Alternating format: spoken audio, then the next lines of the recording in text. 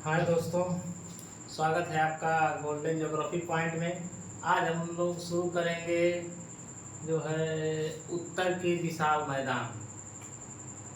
पहला नंबर पे हम कल देखे थे। अब पिछली वीडियो में हम लोग देखे थे हिमालय पर्वत। हिमालय पर्वत का विभाजन देखे थे, उसकी उत्पत्ति के बारे में समझे थे, उसमें जो मुख्य मुख्य दर्रे पाए जाते हैं उनको देखे थे।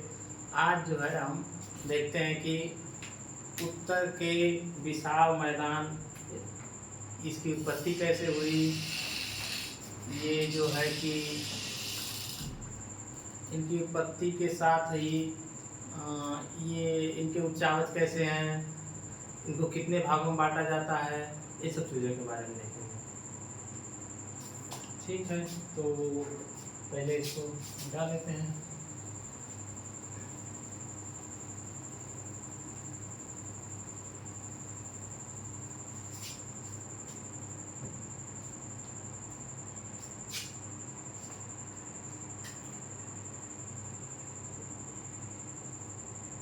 उत्तरी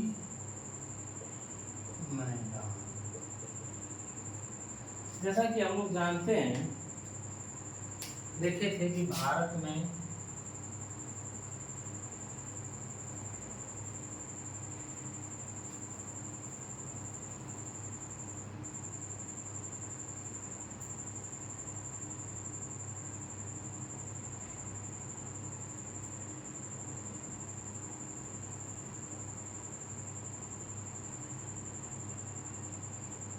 ये हमारा भारत है। इसमें जो हम बताए थे कि ये विशाल हिमालय पर्वत है। इसको हम बताए थे विशाल क्या है, हिमालय पर्वत है।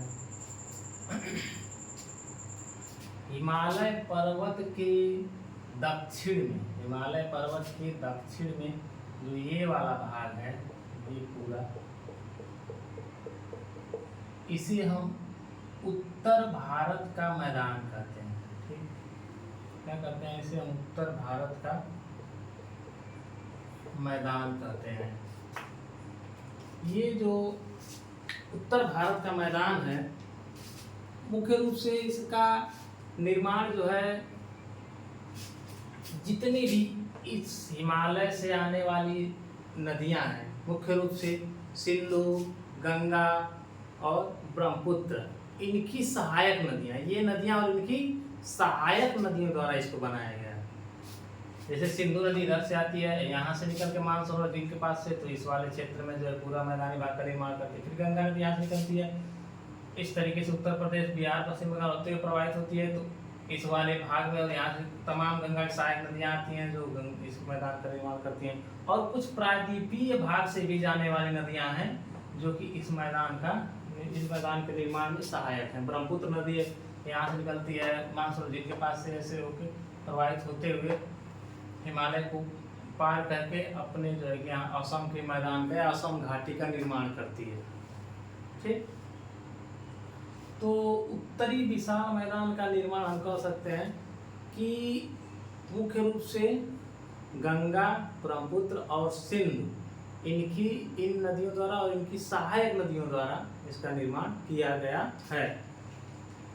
तो इसका जो है, इसका क्षेत्रफल, गंगा के मैदान का क्षेत्रफल लगभग 7 लाख वर्ग किलोमीटर क्षेत्र में फैला हुआ। लगभग 7 लाख वर्ग किलोमीटर क्षेत्र में इस मैदान का क्षेत्रफल है, फैला हुआ है। ठीक, यह मैदान जो है लगभग 2400 किलोमीटर लंबाई में है, 2400 किलोमीटर लंबाई में है, और 240 से 320 किलोमीटर की चौड़ाई में है। ये फैला हुआ है लगभग 2400 किलोमीटर लंबाई, और यहाँ से लेकर यहाँ तक की जो लंबाई है 2400 किलोमीटर, और इसकी चौड़ाई लगभग आपकी 240 किलोमीटर से लेकर 320 किलोमीटर के बीच में है। ठीक, तो ये तो हो गया इसका सामान्य परिचय कि ये लगभग जो है आपका, राज्य की बात करें तो पंजाब, इधर आपका हरियाणा, उत्तर प्रदेश, बिहार, झारखंड का कुछ भाग है, पश्चिम बंगाल और इधर आपका असम, इन सब राज्यों में। इन इसे हम, ये तो हो गया इसका सामान्य परिचय कि उत्तर का विशाल मैदान जो है कहाँ तक फैला हुआ है मुख्य रूप से। ठीक, अब इसकी उत्पत्ति की बात करें, या आखिर जो है इतने बड़े मैदान का निर्माण कैसे हुआ। तो हम पिछली क्लास में बताए थे हिमालय की उत्पत्ति। तो हिमालय की उत्पत्ति में हम बताए थे आपको कि जो आपका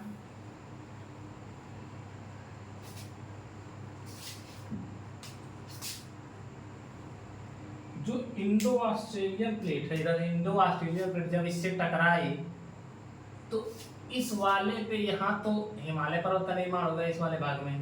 ठीक, ये पूरा हिमालय पर्वत बन गया। और जब शुरुआत में हिमालय पर्वत की उत्पत्ति के पश्चात यहाँ पर एक गहरी खाई का निर्माण हो गया था, एक सकरी गहरी खाई का निर्माण हो गया था। यहाँ से लेके इस वाले भाग तक, दूर तक यहाँ से लेके इसे गहरी खाई बन गई थी। तो इस खाई को, जब स्वाभाविक बात है यहाँ पे ऊंचा पर्वत है, यहाँ पे खाई हो गई है, तो यहाँ से जो भी बारिश होगी, कुछ भी बारिश होगा या जैसे भी यहाँ पे ज़्यादा ऊंचा रहेगा तो उस पर हिमानी भी जमेगा, बर्फ जमा रहेगा, तो यहाँ जो भी नदियाँ होंगी तो नदियाँ जो है यहाँ से ढलान की तरफ बहेंगी, तो इस दिशा में, दक्षिण दिशा में प्रवाहित होंगी नदियाँ। जो प्रवाहित होंगी तो बहुत ऊंचाई से नदी जब नीचे जाएगी तो स्वाभाविक बात है कि ऊपर से वो मलबा काट के नीचे गिराएगी, अपने साथ लेके आएगी। तो पूरा मलबा जो है यहाँ से हिमालयी भाग का पूरा मलबा ला ला के इस विशाल सकरे जो खाई थी, विशाल सकरी खाई, उसमें ला के पाट दिए। गंगा, सिंधु, ब्रह्मपुत्र और उनकी सहायक नदियाँ ला के पूरे जो है कि इस भाग को पाट दिए, मतलब पूरे अपने मलबा का क्या कर दिए, निक्षेपण कर दिए।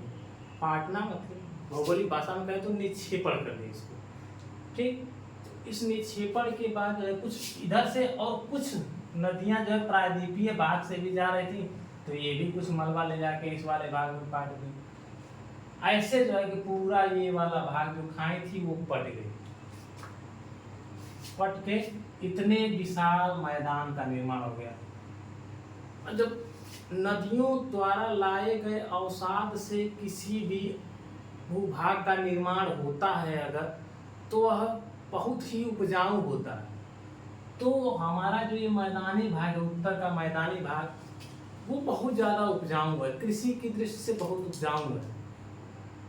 अब बहुत उपजाऊ होने के कारण ही यहाँ पर भारी बहुत बड़ी मात्रा में कृषि की जाती है। जब कृषि की जाती है तो भारत की जो अधिकतर जनसंख्या है कृषि पर आधारित है, तो भारत का एक विशाल जनसमूह इसी वाले मैदानी भाग में पाया जाता है।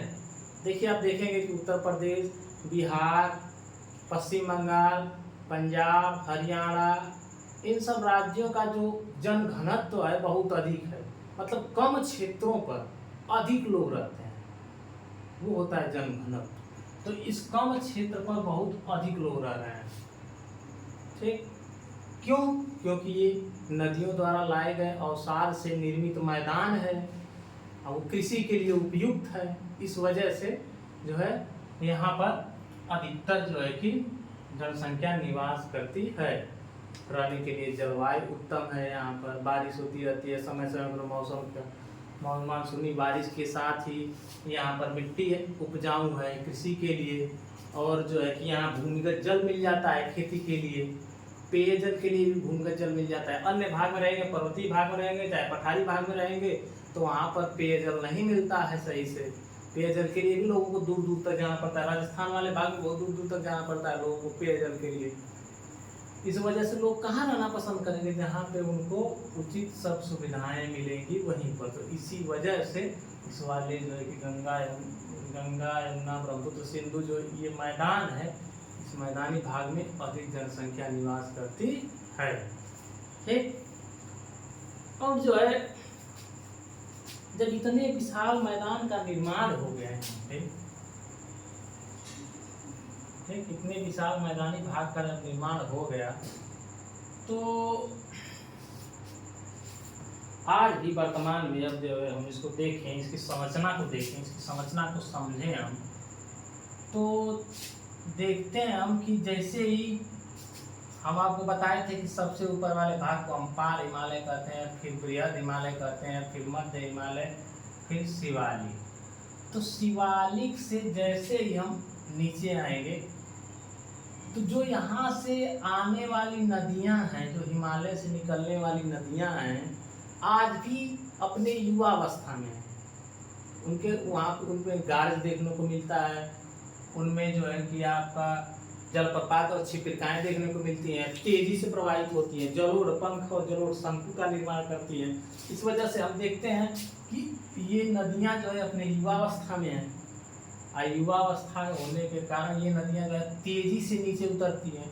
तो जहाँ पर ये इस मैदानी भाग में तेजी से उतरती हैं, जहाँ पर इस मैदानी भाग में तेजी से उतरती हैं, इस वाले भाग में वो क्या करती हैं कि अपने साथ जो बड़े बड़े पत्थर के टुकड़े, कंकड़ के टुकड़े, उन सबको लाई रहती हैं, अपने साथ बहा के लाती हैं। जहाँ ढलान ज़्यादा होता है, जब ढलान ज़्यादा होगा तो कच्चा है, जितना भी बड़ा पत्थर का टुकड़ा हो या कंकड़ का टुकड़ा हो, कुछ भी हो, मिट्टी का टुकड़ा हो, वो नदी के साथ बहता रहेगा। लेकिन जैसे ही ढलान कम होगा वैसे ही वो पत्थर का टुकड़ा क्या होगा, वहीं पर रुक जाएगा। वही स्थिति होती है जब यहाँ की युवावस्था में, जब नदियाँ प्रवाहित होते ऐसे नीचे आती हैं बढ़ते गए इस भाग में, जब इनको ढलान कम मिलता है, इस वाले भाग में जब ढलान कम मिलता है, तो ये नदियाँ जो है, जो इसमें बड़े बड़े कंकड़ पत्थर जो रहते हैं, बजरी रहती है, उसको ला के इस किनारे पर क्या करती हैं, छोड़ देती हैं। ठीक, इस किनारे पर छोड़ देते हैं। तो जहाँ पे इस किनारे पर छोड़ती हैं, जिस जहाँ पर, उस किनारे वाले भाग को या उस भाग को हम भाबर प्रदेश कहते हैं, भाबर क्षेत्र कहते हैं। ठीक, जैसे ठीक, इसको हम क्या कहेंगे, भाबर क्षेत्र। तो भाबर क्षेत्र, भाबर क्षेत्र, हिमालय से नीचे आया हूँ तो पहला हमको क्या मिला, भाबर क्षेत्र मिला। ठीक, तो भाबर क्षेत्र जो है, इसकी बात करें तो बताए हैं कि शिवालिक है, शिवालिक के गिरिपाद क्षेत्र में है ना, शिवालिक के कहाँ है, गिरिपाद क्षेत्र में है। मुख्य रूप से सिंधु नदी से शुरू होता है ये और तीस्ता नदी तक जाता है। सिंधु से तीस्ता नदी तक ये विस्तृत है, फैला हुआ है। हिमालय के गिरिपाद क्षेत्र में सिंधु से तीस्ता नदी तक भाबर का विस्तार देखने को मिलता है। भाबर क्या है, हिमालय से जो तेजी से प्रवाहित होने वाली नदियां हैं, वो बड़े बड़े कंकड़ पत्थर को ला के शिवालिक के गिरिपाद क्षेत्र में पाट दिए हैं, दूर तक फैला दिए हैं। उसमें जो है, उस बड़े बड़े कंकड़ पत्थर में जो है कि क्या होती हैं, छोटी छोटी जो हिमालय से आने वाली नदियां हैं, वो उसी में लुप्त हो जाती हैं, गायब हो जाती हैं। और उसमें गायब होने के बाद जो है वो आगे जो है, आगे प्रकट होती हैं, इसके भाबर के बाद पार करके।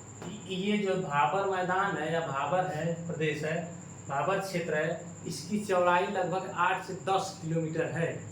तो लीजिए लगभग जो है कितना है, शिवालिक से शुरू होता है और मैदानी भाग की तरफ आता है, लगभग 8 से 10 किलोमीटर चौड़ा है। बड़े बड़े कंकड़ पत्थर का है इसमें। इसमें जो है कि छोटी छोटी नदियां, जो यहाँ से आने वाली नदियां होती हैं, वो क्या होती हैं, गायब हो जाती हैं। गायब क्यों होती हैं, गायब होती हैं जैसे कि आप एक चीज देखे होंगे कि जैसे कहीं पे ईंट गिरा है, ईंट मान लीजिए आप सबके गांव में घर में टाली से ईंट गिरता होगा, किसी चीज़ से, किसी वाहन से, तो ईंट गिरा हुआ है, उस ईंट को मान लीजिए सरिया के रखे रहेंगे तहवाइज, तो उससे पानी प्रवाहित करेंगे तो पानी रुक जाएगा, नहीं बह पाएगा। लेकिन अगर ईंट को ऐसे सिंपली जैसे मैं ऐसे गिरा दिए, जब गिराए रहेंगे, फिर उसमें अगर पानी एक तरफ से छोड़ेंगे हम, तो क्या होगा, ईंट के नीचे नीचे पानी जो है इस पार से उस पार चला जाएगा, हमको ऊपर पता भी नहीं चलेगा। भाबर में भी ऐसे ही नदियाँ गायब हो जाती हैं, बड़े बड़े पत्थर है तो उसके नीचे नीचे पानी चला जाता है, ऊपर जो है कि हमको ऐसे पत्थर दिखता रहता है। ठीक, ये तो हो गया हमारा भाबर। और एक चीज़ और, ये कृषि के लिए उपयोगी नहीं है, स्वाभाविक सी बात है नहीं रहेगा। क्यों? क्योंकि यहाँ पे पत्थर है, कंकड़ है, बजरी है, इसलिए कृषि के लिए उपयोग नहीं है। बड़े बड़े कंकड़ में कहाँ खेती हो पाएगी, नहीं होती है। इसके बाद जो है हमारा अगला है, इस भाबर प्रदेश के बाद जब आएंगे हम, भाबर प्रदेश के जैसे ही हम दक्षिण दिशा में आएंगे तो हमको मिलेगा तराई क्षेत्र। ठीक, भाबर के बाद हमको तराई क्षेत्र मिलेगा। तो नदी जो हिमालय से चली थी भाबर प्रदेश में, अपने बड़े बड़े कण को ला के पाट दी तो भाबर प्रदेश बन गया। अब भाबर प्रदेश में छोटी छोटी नदियां गायब हो गई। अब भाबर प्रदेश को जैसे ही पार करेगी नदी, जैसे ही भाबर प्रदेश को पार करेगी तो उसके बाद जो इसमें छोटा छोटा कण है, महीन महीन छोटे छोटे जलोढ़ पंख, बालू और जो है कि चिकनी क्ले सिल्ट, ये सब जो है कि महीन महीन जो कण है उसमें, वो जो है इस भाग में आके पाट देती है नदी। इस भाग में आके क्या करती है, तो इसे हम भाबर बोलते हैं। जिस भाग, उसके बाद जहाँ नदी उग जाती है आके यहाँ पे क्या होती है, यहाँ पे गायब रहते हैं, यहाँ नदी आके प्रकट हो जाती है। प्रकट होने के बाद जो है यहाँ पर छोटे छोटे महीन महीन कण, बालू के कण, चिकनी मिट्टी के कण, ये सब कण ला के फैलाती है, इसलिए ये दलदली भाग बन जाता है। इस दलदली भाग को हम जो है तराई मैदान कहते हैं। क्या कहते हैं? तराई मैदान, तराई क्षेत्र। ठीक, भाबर है, फिर उसके बाद क्या है, तराई क्षेत्र है। तराई क्षेत्र की विशेषता क्या है?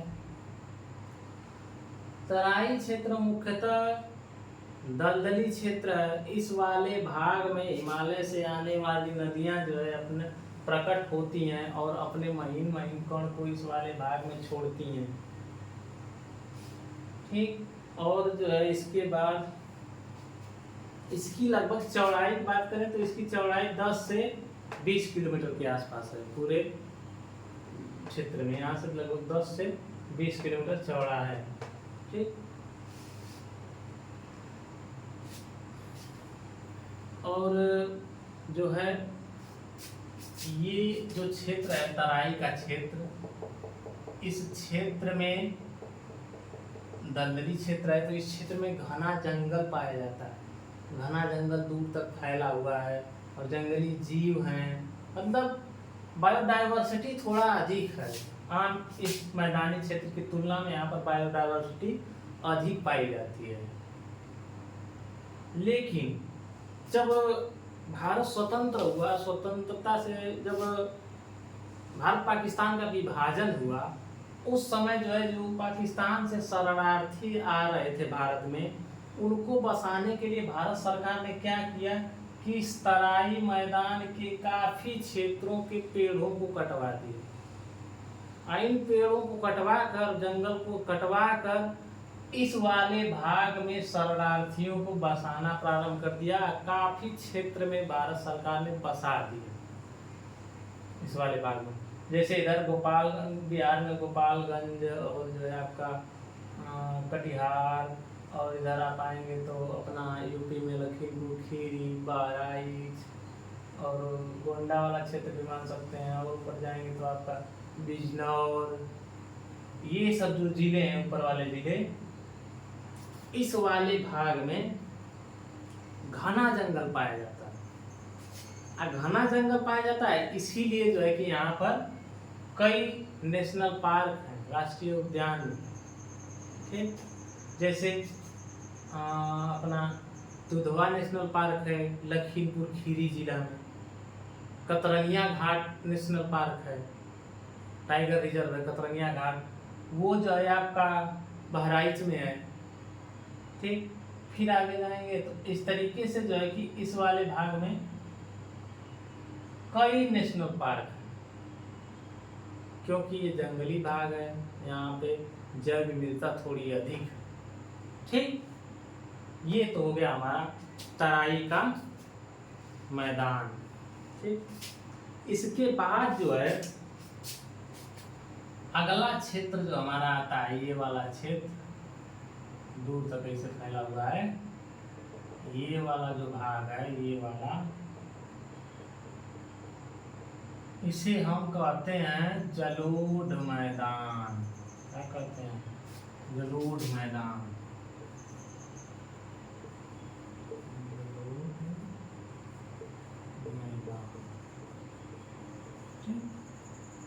जलोढ़ मैदान कहते हैं। ये आपका जलोढ़ मैदान, ये वास्तविक मैदान का प्रदेश, ये वास्तविक पूरा मैदान गंगा यमुना का, ये वाला जलोढ़ मैदान है। ठीक, तो जो ये जलोढ़ मैदान है, इसका विस्तार जो है तराई के दक्षिणी भाग में, पूरा देखें तराई मैदान, उसके दक्षिणी भाग में जलोढ़ मैदान का विस्तार हमको देखने को मिल रहा है। ठीक, इसके बाद जो है इस जलोढ़ मैदान को हम मुख्य रूप से दो भागों में बांटते हैं। ठीक, जलोढ़ मैदान को कितने भागों में बांटते हैं? दो भागों में बांटते हैं। एक होता है बांगर, एक होता है खादर। ठीक, एक आपका क्या है? बांगर, और एक क्या है? खादर। तो जो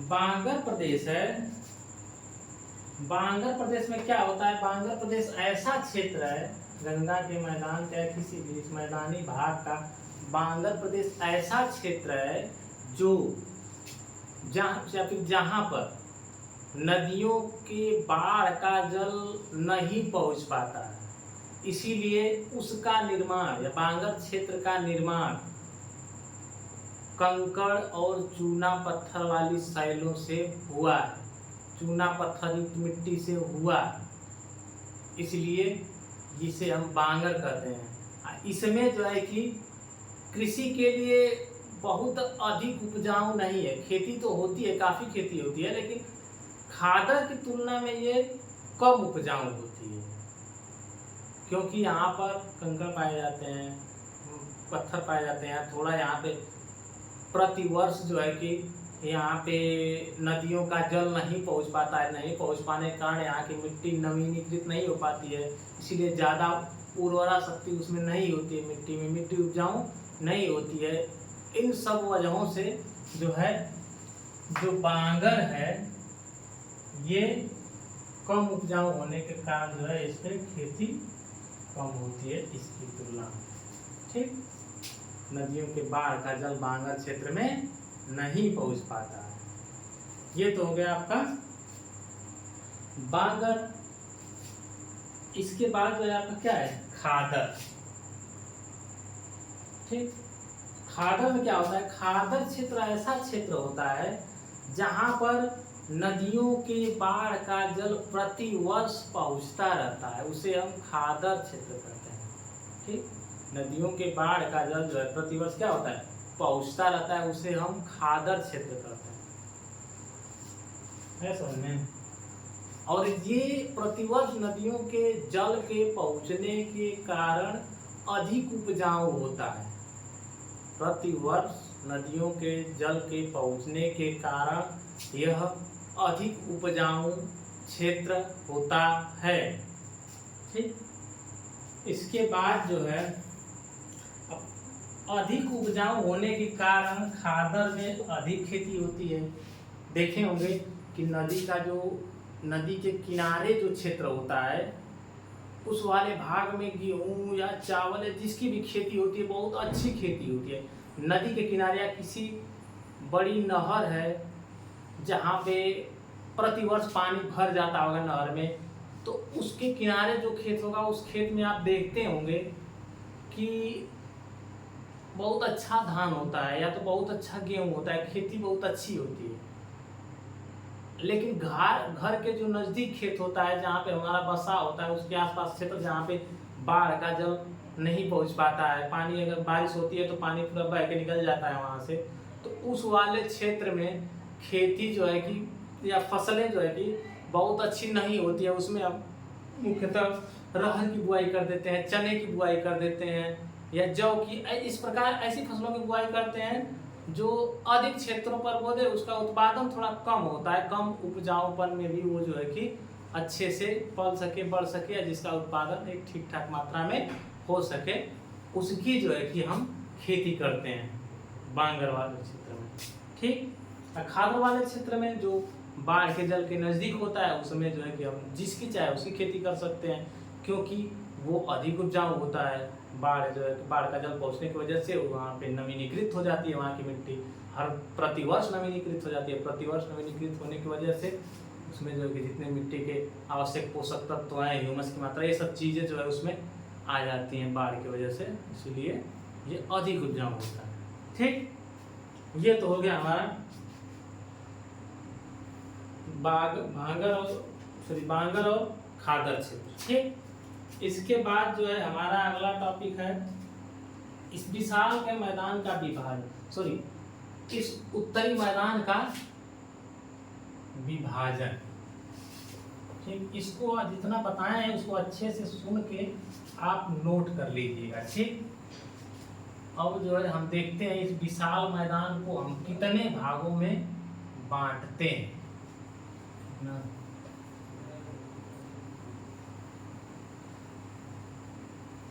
उत्तरी मैदान का विभाजन, उत्तरी मैदान का विभाजन। उत्तरी मैदान को मुख्यतः हम मोटी मोटा 3 भागों में बांटते हैं। सबसे पश्चिम वाले भाग को हम पंजाब का मैदान कहते हैं, उसके पश्चात मध्यवर्ती भाग को हम गंगा का मैदान कहते हैं, फिर उसके बाद जो है अगला जो क्षेत्र है उसे हम ब्रह्मपुत्र का मैदान कहते हैं। जो पंजाब का मैदान है,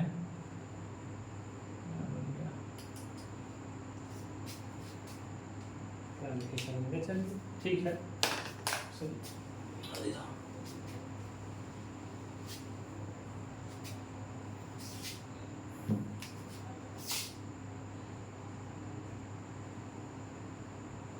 ठीक है। देखिए इसको हम कितना भाग में बताएं, उत्तरी मैदान को 3 भागों में बांटते हैं। पहला क्या है, पंजाब, पंजाब का मैदान। ठीक, दूसरा गंगा का मैदान, तीसरा असम घाटी या ब्रह्मपुत्र का मैदान। ठीक,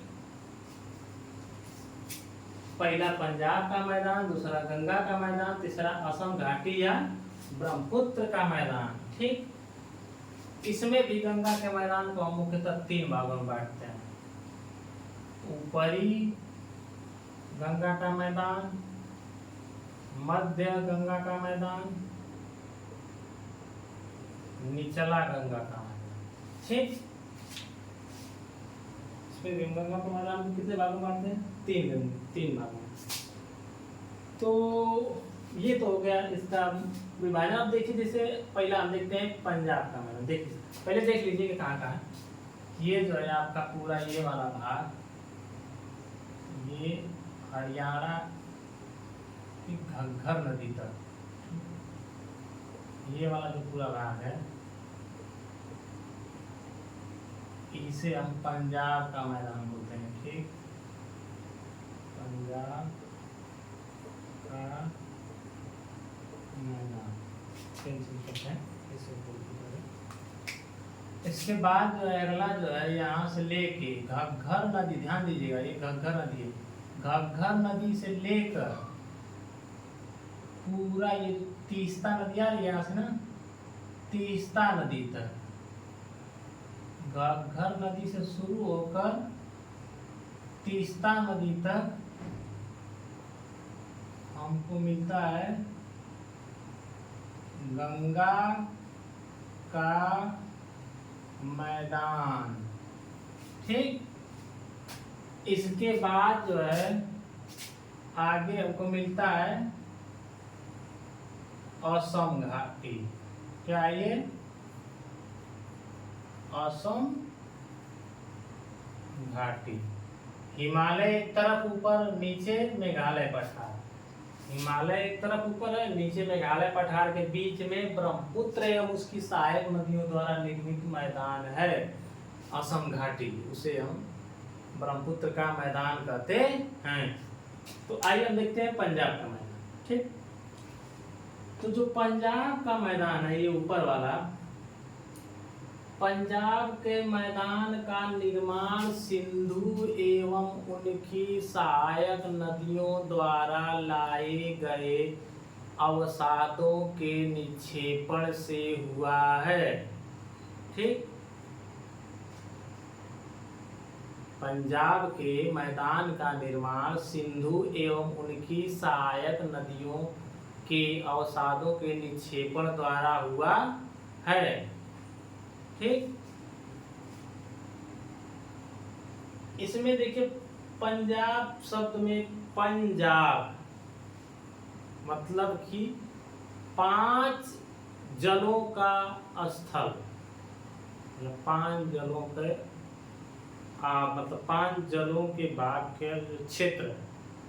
जैसे एक शब्द आता है दोआब, आता है ना, दोआब,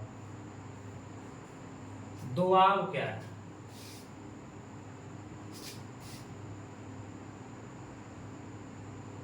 दो नदियों के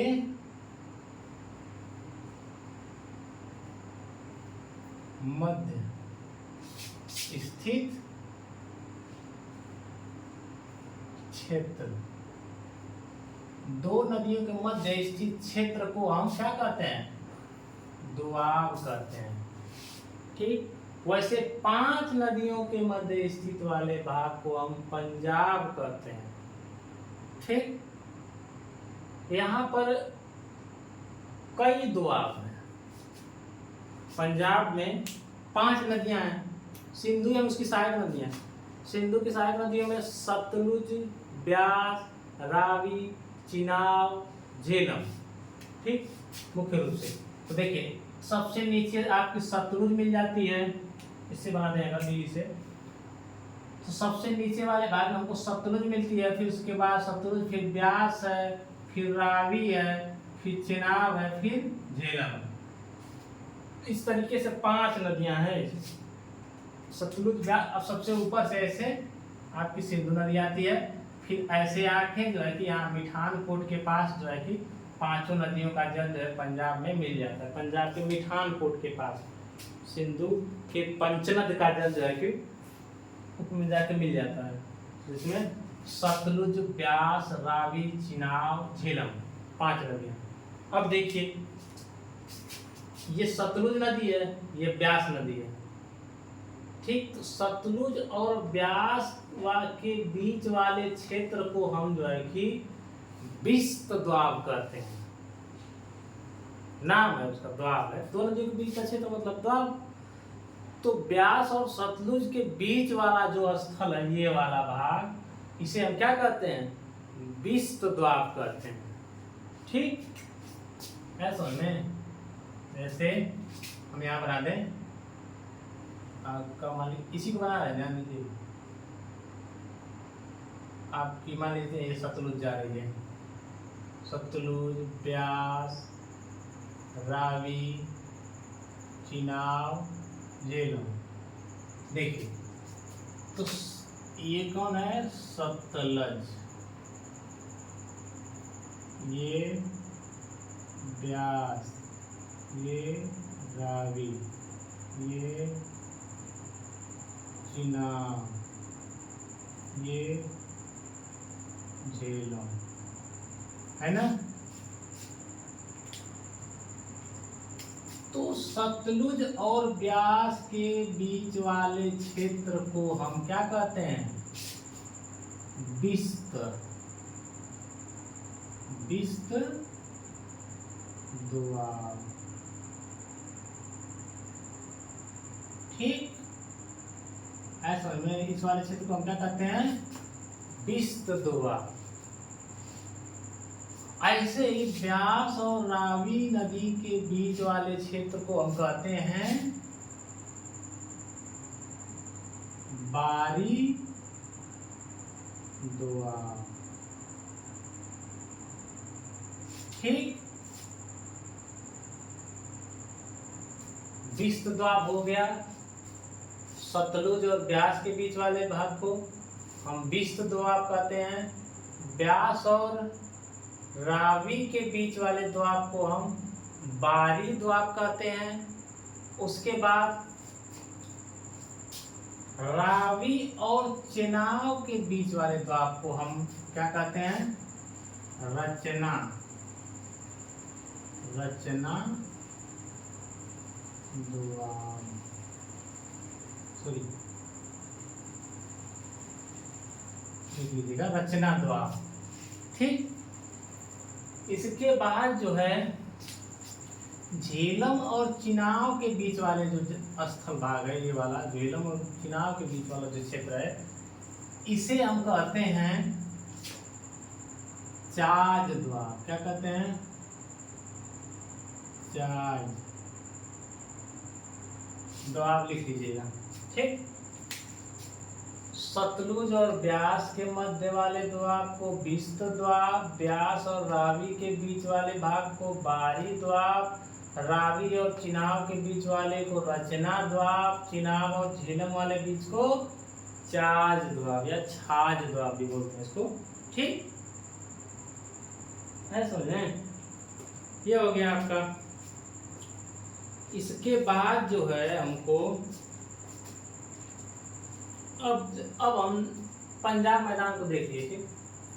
पंजाब मैदान में क्या क्या हम देखे, इस मैदान का विस्तार घग्गर नदी से प्रारंभ होकर पाकिस्तान तक जाता है। पहला चीज, इस मैदान का निर्माण सिंधु एवं उसकी सहायक नदियों से हुआ है।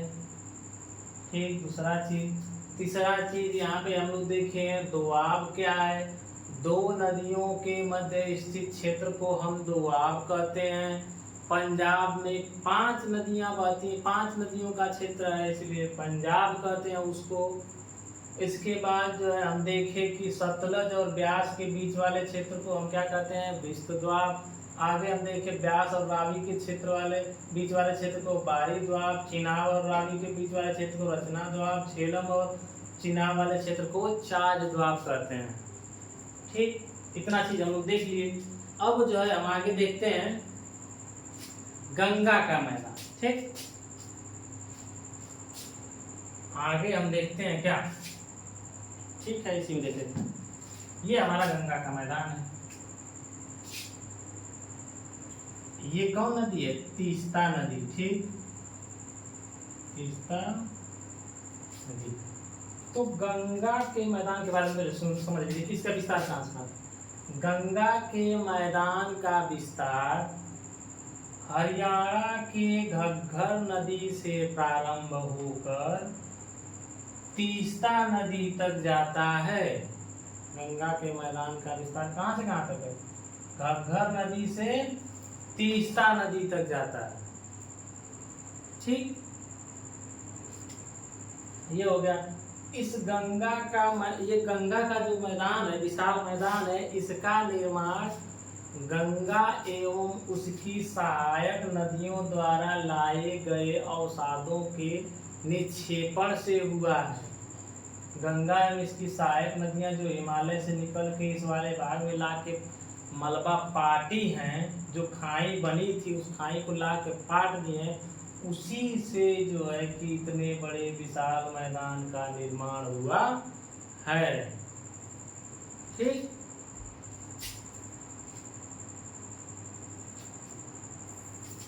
इसके बाद जो है इस मैदान को हम देखें, मुख्यतः हम कितने भागों में बांटते हैं गंगा के मैदान को? 3 भागों में। गंगा के मैदान को हम 3 भागों में, एक ऊपरी गंगा का मैदान, मध्यवर्ती गंगा का मैदान, निचला गंगा का मैदान। ठीक, ऊपरी गंगा का मैदान, मध्य गंगा का मैदान और निचला गंगा का मैदान। इसको हम कितने भागों में बांटते हैं? 3 भागों में बांटते हैं। ठीक, और जो है एक चीज इसके बारे में जान लीजिए कि ये जो गंगा का मैदान है ये बहुत ही सघन बसा क्षेत्र है।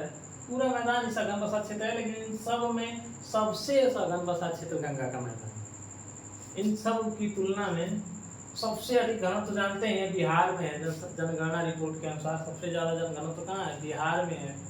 उसके बाद पश्चिम बंगाल है, फिर यहाँ उत्तर प्रदेश भी है, तो उसका जनघनत्व भी अधिक ही है, पता ही है।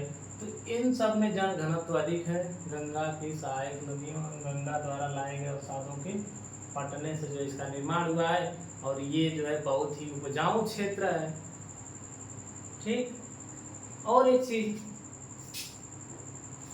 यहाँ से जो भी नदियां प्रवाहित होकर इस वाले भाग में आती हैं तो इधर तो कम बाढ़ प्रभावित रहता है, लेकिन जैसे ये नदियां आगे बढ़ती जाती हैं तो बिहार और पश्चिम बंगाल वाले क्षेत्र में पानी की मात्रा बरसात के दिनों में बढ़ जाती है। जल की मात्रा जब बढ़ जाती है तो ये वाला भाग जो है ज़्यादा बाढ़ग्रस्त हो जाता है। ज़्यादा बाढ़ग्रस्त होने की वजह से जो है कि इस वाले क्षेत्र में मैक्सिमम भाग जो है कि बहुत उपजाऊ मिट्टी बहुत अधिक पाई जाती है। बाढ़ ज़्यादा आता है, इसलिए उपजाऊ मिट्टी जो है कि उपजाऊ हर साल जो है कि वहाँ खादर की मात्रा ज़्यादा रहती है, खादर मिट्टी की, इसीलिए ये ज़्यादा उपजाऊ है। ठीक, ऊपर वाले भाग को, यहाँ से ऊपर वाले भाग को जो है ऊपरी गंगा का मैदान, मध्यवर्ती गंगा का मैदान, इधर पश्चिम बंगाल पूरा वाला भाग जो है कि ये पश्चिम बंगाल का भाग पूरा निचला गंगा का मैदान के नाम से जाना जाता है। ठीक,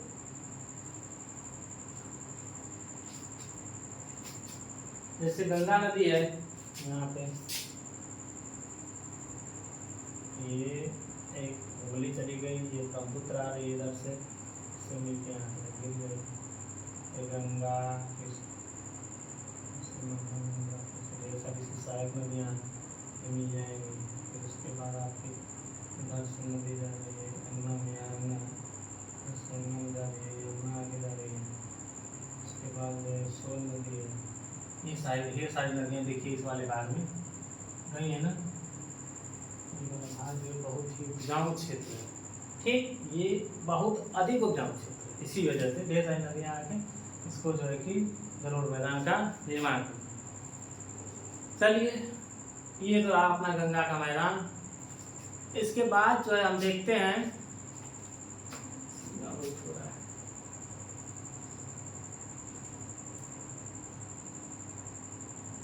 असम घाटी या ब्रह्मपुत्र का मैदान।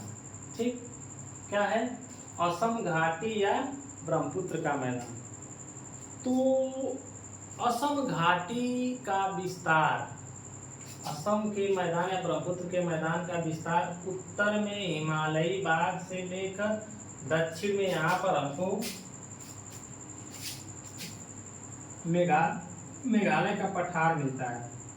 3 बहुत फेमस पहाड़ियाँ हैं, एक का नाम गारो है, एक का नाम खासी है, एक का नाम जयंतिया है। ठीक, तो गारो, खासी, जयंतिया के उत्तर में, और इधर जो है कि आपका हिमालय बताए थे पूरा हिमालय, तो इस हिमालय के दक्षिण में इस वाले भाग में जो है कि आपकी असम घाटी, और हिमालय इधर भी है पूरा, ये हिमालय ही तो है, ये पूरा भाग आपका हिमालय ही तो है, ये पूरा हिमालय ही है। इधर पटकई, मैं नागा, जो सब पहाड़ियाँ हैं। ठीक, पूरा हिमालय है, और इस वाले भाग में यही असम घाटी है। इधर पहाड़ी, तीनों तरफ पहाड़ी है, सब तरफ बीच में जो है कि असम घाटी है। तो इसका निर्माण जो है कैसे हुआ है? इधर से जो यहाँ से भी ढेर सारी नदियाँ, ब्रह्मपुत्र की सारी नदियाँ आ रही है, मानस है और सुबनसिरी, कई नदियाँ हैं, तो इधर से आके ब्रह्मपुत्र में मिल रही है। फिर दिबांग है, दियांग, लोही, सब जो है कि आके ब्रह्मपुत्र में मिलती है तो इधर से आके ब्रह्मपुत्र को जो किया के इसकी जल की मात्रा बढ़ा देती है, तो इसमें जो है साधु की मात्रा अधिक की रहती है, तो पूरा ला के जो है यहाँ पे पाट दी है ब्रह्मपुत्र नदी, बीच वाली घाटी को क्या की है, पाट दी है। और यही पटने की वजह से, यही जो है कि पटने की वजह से हमारे असम घाटी का निर्माण हो गया है। इस घाटी में जो है कि हमको ब्रह्मपुत्र नदी पर ही, यहाँ पर ब्रह्मपुत्र नदी पर हमको एक द्वीप देखने को मिलता है, नदीय द्वीप, जो कि विश्व का सबसे बड़ा नदीय द्वीप है, जिसको हम माजुली नाम से जानते हैं। असम का एक जिला भी है माजुली, वहीं असम में है, उसे माजुली द्वीप कहते हैं, जो कि विश्व का सबसे बड़ा नदीय द्वीप है। ठीक, तो यहाँ से देखिए ब्रह्मपुत्र नदी आगे बढ़ रही है, यहाँ से गंगा नदी आगे बढ़ रही है। इस भाग में जो है कि एक बड़े डेल्टा का निर्माण करती है सब ये दोनों नदियाँ मिलकर। इधर से अपना गंगा का, इधर से ब्रह्मपुत्र नदी, इधर से गंगा नदी, दोनों आके यहाँ पे क्या करती हैं, सुंदर वन डेल्टा बनाती हैं। और सुंदरवन डेल्टा जो है विश्व का सबसे बड़ा डेल्टा है। ठीक, यहाँ पर सुंदरवन डेल्टा इसलिए सुंदर नाम दिया गया इसे, क्योंकि यहाँ पर जो है सुंदरी प्रजाति के मैंग्रोव वन पाए जाते हैं, पेड़ पाए जाते हैं। मैंग्रोव पेड़ की वजह से इसका नाम जो है कि सुंदरवन डेल्टा पड़ा है। ठीक, ये सुंदरवन डेल्टा जो है विश्व का सबसे बड़ा डेल्टा है। ठीक, तो ये तो हो गया। माजुली द्वीप बता दिए, असम में है, ब्रह्मपुत्र नदी पर बनाया गया है, ब्रह्मपुत्र नदी द्वारा बनाया गया है, जो कि विश्व का सबसे बड़ा नदी द्वीप है। इसके बाद जो है हम देखें आगे सुंदरवन डेल्टा। सुंदरवन डेल्टा जो है गंगा के मैदान और जो है कि पूरा बांग्लादेश मिलकर बना है, ये हो गया आपका सुंदरवन डेल्टा। ठीक, एक चीज और यहाँ पे कॉन्सेप्ट है, इस वाले देखिए यहाँ पर गारो खासी जयंतिया है और इधर प्रायद्वीपीय पठार है, लेकिन ये वाला जो भाग है, जो डेल्टाई भाग है, इस डेल्टाई भाग को हम मालदा गैप कहते हैं, मालदा भ्रंश। तो ये मालदा गैप क्या है, मालदा गैप जो है इस प्रायद्वीपीय पठार और जो गारो खासी जयंतिया ये भी प्रायद्वीपीय पठार का ही भाग है। तो इन दोनों के बीच में क्या हुआ कि यहाँ से नदी आ गई, यहाँ से नदी आने पूरा मलबा ला के उसके ऊपर जब पाटती गई तो जो प्रायद्वीपीय पठार था वो नीचे दब गया। यहाँ पर बीच वाला भाग का प्रायद्वीपीय पठार नीचे, वहाँ की चट्टानें नीचे दब गई, या उसके ऊपर नदियों द्वारा लाया गया मलबा दूर तक फैला दिया गया। उसका जो है कि भाग जो है, जो प्रायद्वीपीय पठार वाला भाग था वो नीचे दब गया, इसीलिए इस वाले भाग को हम कहते हैं मालदा गैप। ठीक, ठीक है, इसके बारे में और जो प्रायद्वीपीय पठार हम लोग पढ़ेंगे अगली क्लास में, तो मालदा गैप के बारे में कुछ चीज़ें और बताएंगे। तो ये तो रहा अपना जो है कि ब्रह्मपुत्र का मैदान। और ब्रह्मपुत्र के मैदान के बाद अब यहाँ तक हमारा जो है कि पूरा उत्तरी मैदान जो है कि है। इसके बाद जो है कुछ इसमें बचा तो नहीं है, अब नहीं बचा। ठीक, ठीक, जैसा कि बताए हैं हम कि उत्तरी मैदान बहुत अधिक उपजाऊ भाग है, बहुत अधिक उपजाऊ क्षेत्र है। अब बहुत अधिक उपजाऊ होने की वजह से, बहुत अधिक उपजाऊ होने की वजह से इस वाले भाग में भारत की एक बड़ी जनसंख्या रहती है। क्यों रहती है? बहुत अधिक उपजाऊ है इसलिए। इसके साथ ही यहाँ पर हमको उचित मानसूनी जलवायु मिलती है। उचित मानसूनी जलवायु के साथ ही मैदानी भाग है, तो मैदानी भाग में लोगों को सड़क परिवहन विकास करना, रेल का विकास करना, घर बनाना और किसी छोटे मोटे उद्योग को लगाना आसान है। कृषि करना खासकर बहुत आसान है, उपजाऊ मिट्टी है। तो इस वजह से जो है कि गंगा यमुना ब्रह्मपुत्र के मैदानी वाले भाग में भारत की बहुत ही अधिक जनसंख्या निवास करती है। ये तो हो गया हमारा गंगा यमुना ब्रह्मपुत्र का मैदान या फिर उत्तरी मैदान। ठीक, यहाँ तक है हमारा उत्तरी मैदान। अब जो है हम अगली क्लास में देखेंगे, दो हो गया, हिमालय पर्वत हम लोग देख लिए, उत्तरी मैदान देख लिए। अब हम अगली क्लास में देखेंगे प्रायद्वीपीय पठार। आप जो है क्या करिए कि जितना हम पढ़ाए हैं इसको एक बार नहीं 2 बार वीडियो को देखिए। देखने के बाद क्या करिए कि उसको नोट्स बनाइए। नोट्स बना के अपना जो है कि एक खाली कॉपी ले लीजिए, कॉपी पे जो है कि उसको पॉइंट वाइज लिखते चले जाइए, जो मैप के हिसाब से बनाते जाइए। कोशिश करिए भले से टूटा फूटा मैप बने, लेकिन आप मैप बनाइए।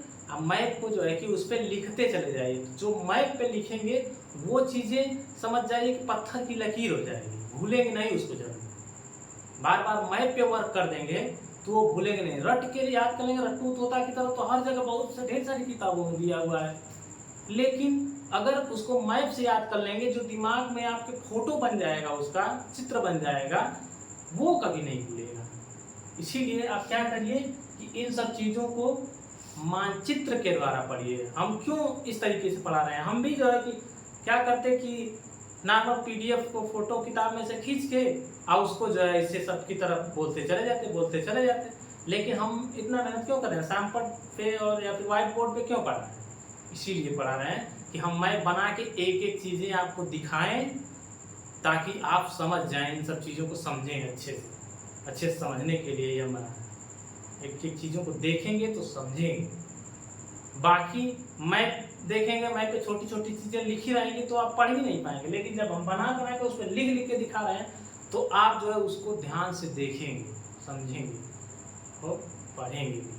तो आप जो है जो बोल रहे हैं, जो हम बोलते जा रहे हैं, उसको लिखते और जो है कि आगे बढ़ाते चले जाइए। ठीक, तो ये तो रहा हमारे आज की क्लास को हम लोग यहीं ख़त्म करते हैं। आशा करते हैं कि आप लोगों को आज की कक्षा जो है काफ़ी अच्छी लगी होगी और गंगा के मैदान में जो है कोई डाउट नहीं है होगा। अगर कोई समस्या हो इससे संबंधित तो आप जो है कि मुझको कमेंट बॉक्स में लिखिएगा, कमेंट करिएगा कि सर यहाँ पे और कोई स्पेशल टॉपिक चाहिए जिस पे आप कोई स्पेशल शुरू करना चाहते हैं या कोई स्पेशल टॉपिक पढ़ना चाहते हैं तो उसको भी आप कमेंट बॉक्स में लिख सकते हैं। तो उस पर मैं पूरा प्रयास करूँगा कि अगला वीडियो बनाऊँ। ठीक, अभी तो एक सीरीज चल रही है, ये सीरीज तो चलती रहेगी, पूरा एनसीईआरटी ख़त्म करेंगे। उसके बाद जो है कि स्पेशल कॉम्पिटिटिव से रिलेटेड और भी चीज़ें जो है हम शुरू करेंगे और हम उसको भी पढ़ेंगे। तो इसको जो है कि आप अच्छे से पढ़िए, रिवाइज करिए और जो है कि इस हमारे चैनल को सब्सक्राइब करिए। और जो नए यूज़र हैं तो सब्सक्राइब करिए। यदि आप पुराने यूज़र हैं तो अपने दोस्तों मित्रों जो पढ़ रहे हों उनको जो है कि 2-4 लोगों को भेजिए, जिससे उनको भी इस टॉपिक को समझने में समस्या न हो, उनको भी अच्छे से बताइए। ठीक, धन्यवाद।